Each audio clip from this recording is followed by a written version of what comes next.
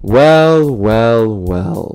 Philip Kotler, one of the best marketers of all time. I have beef with you. I can't get through your book, man. I'm sorry. I said I would read it, and I was going to read it, but I couldn't do it, man. I couldn't do it. I got like 45% of the way through, and then I stopped, and I haven't read it since. But luckily, I was able to pull out about 9 really great pieces of advice in Mastering Marketing. I believe he calls the chapter, "Are there still winning practices in marketing?" And the answer is yes. And today we are going to be going over all 9 of them with an amazing slideshow made by yours truly, Tyler Stover. So ignore my medicine ball. Let's get straight into the video. His first piece of advice is to win through higher quality. And there are 4 stages to having higher quality, and I'm just going to list them off. We got number 1, quality has a lot of meanings. 2, people can't tell quality. 3, quality is catching up. And 4, only one has the highest quality. With all of these, I have separate slides. We're going to go straight through them. It's going to make a lot of sense. Quality has a lot of meanings. And here's a direct quote from Philip Kotler. It reads, "If an automobile company claims good quality, what does it mean?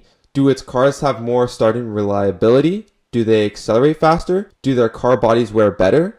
And that's the question. When we have to talk about reliability, not reliability, about quality, there are different spectrums you can measure quality on. And different customers are going to want different qualities in your product. So your goal is to figure out how to advertise the best quality that applies to the most people. Or maybe diversify it. Just talk about all the different qualities, and hopefully the ones that apply to the certain people are the ads they see.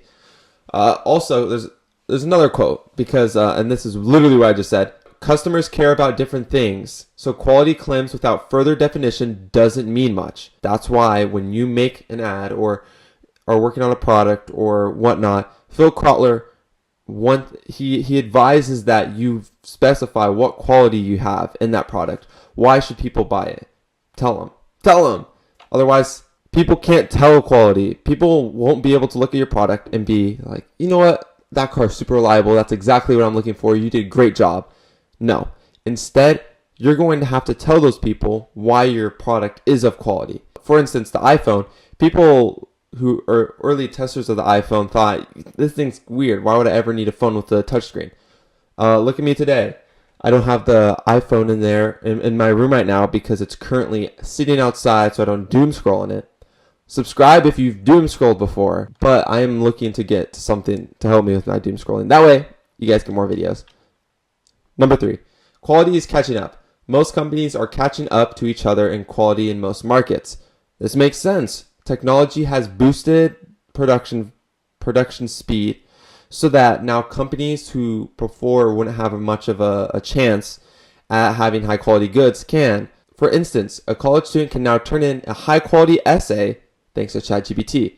Quality is catching up. But don't fear, because only one has the highest quality. Some companies are known to have the highest quality, and this is your goal. I think this is an idea from the previous video, which you should 100% watch, linked to Ogilvy's idea on how in a market with, especially technology markets, with a vast amount of competition, a few people rise to the top and they become the standard. And typically speaking, it has to do with having the highest quality. Apple, why would you buy an Apple goods? Because they're of the highest quality. And they're also very expensive, which they can do because it's high quality, and the branding and a bunch of other stuff. I'd love to learn more about that. We'll get that into further videos. But if you want to succeed in your niche, not your niche, in your market, in your market, then you're going to want to have to be the person, or you're going to want to be the company that rises up. And sorry, my camera like keeps spazzing out. Okay, I think it's good now.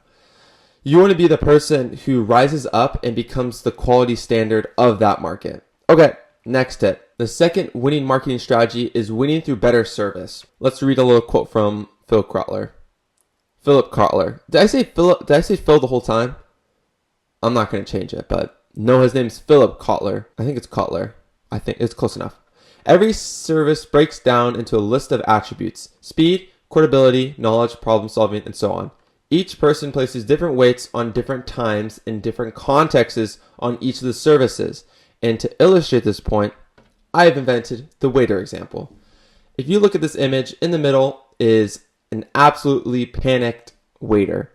You can tell by the eyes and the exclamation point over his head. To his left, you can see a table with someone calling for his name. Maybe this person, for a quality experience, wants quick and convenient services. The bottom left, there's a messy table. Bottom right, don't worry about that one. But the one to the right, you can see the people talking. Those people, maybe they want a more slow, more fancy experience, and that's what they see as quality. But you just heard, two different groups wanted two different things. They had two different standards for quality. So if we're going back to the quote, each person puts a different amount of weight on quality and what they think quality is. So you need to be able to either adapt or find whatever works most for your market, is my theory. If you have more knowledge on quality, please let me know in the comments below. I'm here to learn. I am currently learning. This is just what I've taken away from the one chapter I was able to get through your book, Philip Kotler. I'm sorry. It's next point. Win through lower prices. A measure of quality and service must also be present so that the customer feels they are buying on value, not price alone. Speaking of value, let's talk about the Walmart example. This is, I think, the last example you get, so cherish it while you can. The Walmart example is the perfect example for this idea of having cheap goods, but then still having quality within it. You go to Walmart, you're going to spend a lot less money, and you're going to get decent goods for your buck. Bang for your buck. You're going to get okay quality for your money. I know I just said the same exact thing 4 different ways, but you get my point. If you go to Walmart, you're not expecting high top quality. But if you were to go to Walmart, spend a little amount of money and get very cheap, crappy products, you're not going to have a good experience. The benefit of Walmart is that you know the products you're buying are an actually good deal. So when selling something that's very cheap, according to Philip Kotler, it's best to have quality somewhere in it and tell them why it's quality or why it has quality, because otherwise people aren't going to buy. Number 4, win through high market share. Okay, so as you can see on the slide, it's a picture of me. I know I'm very handsome, and there's a question mark. It says IDK and it says help, because I don't really understand what market share is, and I need one of you guys' help in the comment below. So please comment, let me know what market share is, and explain that to me, because I'm very confused. Number 5, win through adaptation and customization. These are 2 very hard things to balance, because on one side, you want to have your thing be customizable. And with the new economy and with new tools and new technologies, people are expecting a more customized experience than ever before. But on the other side, customizability costs a lot of money. It's going to cost significantly more than if you're just pumping out the same exact product. Boom, boom, boom, boom, boom. So it's a hard balance game, and I don't know exactly which side you want to lean on. I'm guessing it is really situational, because if you're a big company, maybe it'll be easier just to produce the best goods that are the most popular. Where if you're a smaller business serving a smaller group of people, then it's better just to have more customized. We're moving on to the next point. Number 6, win through continuous product improvement. This is a really complicated one. Let me read the slide for you. Keep improving your product or service. Number 7, win through product innovation. And this is very similar to the one before it. Customizability and losing money.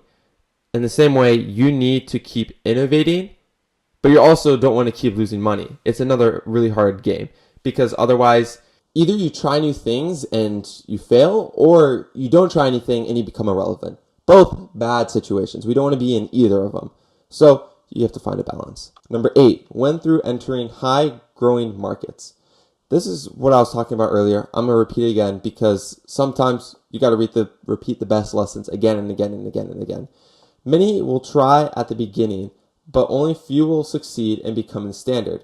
This is an idea of Ogilvy's, where, for instance, you can look at my depiction. There's a bunch of tech companies, small companies, starting out, but only 2 or a few become the standard. And so in the same way that Apple and Microsoft grew in the electronic space, whatever niche or market you're in, you want to grow and become the standard. That's your goal. And you can apply all previous steps from Philip Kotler's idea on winning marketing strategies to succeed in this goal. Number 9. This is the last one. So you guys have made it this far. Let's see what's hiding behind the door. Win through exceeding customer expectations. And this is a weird one. I'm going to read the quote. Stick with me, and I'm going to explain why this is a little bit of a funny quote. The problem is that when a customer expectations are exceeded, he has bigger expectations next time. The task of exceeding the higher expectation gets more difficult and more costly. Ultimately, the company must settle for just meeting the last expectations. So you can only really impress someone's expectations once. Otherwise, it's you're just gonna have to keep improving, and it's gonna cost more money and more time, and it's not gonna be sustainable. So the best companies need to set high expectations and then maintain them. But then the people who are the customers, that just becomes a standard. So as long as you set high and you remain high, and companies don't improve above you, then you should be fine, theoretically speaking. But I think it's interesting that, especially with people who say, for instance, the example, ask for a deadline super late and then turn in your project super early. You can only do that a couple of times before people start expecting that of you, which I think is an interesting statement. Changes my way of thinking a little bit. And I hope something I said today that came from Philip Kotler, not me, I don't really know anything, but Philip Kotler does. He's actually, I don't know why I said this at the beginning, but he's titled or credited with being the father of modern marketing. Should I read his book after this? I probably will. No, I'm going to create an Ogilvy video after this. You'll probably see it up. It'll be the next video. Hey, look what it says on the screen right here. It says subscribe, please. And I appreciate that. If you're to do that, that would be awesome. I just need 1,000 subscribers and then 4,000 hours of watch time or something like that, so that I can monetize you and make money off of you. Just joking. Just joking. I will do that once I get monetization. But I'm just joking. I do actually want to help you improve with your marketing. Same with me. I want to become a great marketer, but I don't know anything. And that's why I'm going to continue to read, organize, and post videos about history's best, doesn't matter, both the same thing, history's best marketers. So if you're interested in content like that, then the subscribe button's right here. It's right below you. It probably, when YouTube hears the word subscribe, the little subscribe button does a little animation now. So just hit the button. And I know I've been on you about this for the past 30 seconds, and you're like, I should leave the video by now. But too late, I quit the video before you.